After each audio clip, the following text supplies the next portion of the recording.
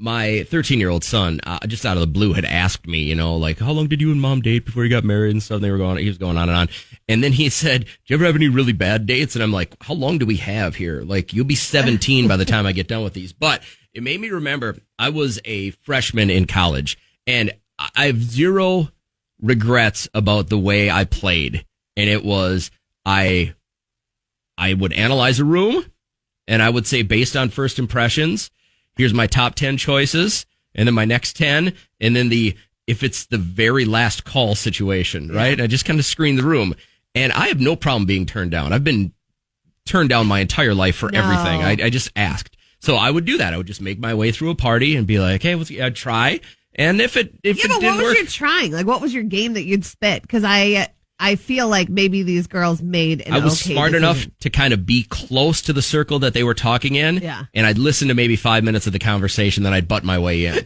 Elena, don't you feel like he was one of those that would just, like, if the group was laughing, he'd walk up and be like, yes. oh, yes. Yeah.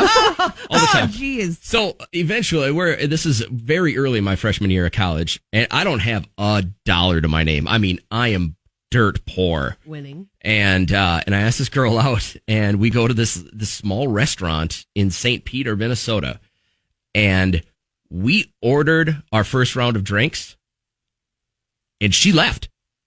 She went to the bathroom and never came back. She was that disgusted by my presence. It wasn't 8 minutes. And we were both on campus, right? Yeah. So we get in my little Geo Metro. I had a red Geo Metro.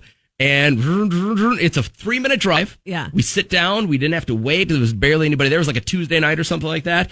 And I go, all right, what do you want? It's on me, obviously. And she's like, okay, I'll look at the menu. And I think we both ordered like a beer. And she was gone. Do you ever retrace steps? Like, is there a point where maybe you were really off-putting? At first, you smell your breath, you smell your BO. Are you good? Are you good and fresh? And I just showered, so I figured I was all right. And I thought, all right, was there anything like leave a Playboy or something in the backseat of the car where she saw? Like, I retraced that. I did. Maybe you spoke. Did you talk? Not much. Oh, okay. It wasn't much, man. And I was like, how could she get so turned off so fast?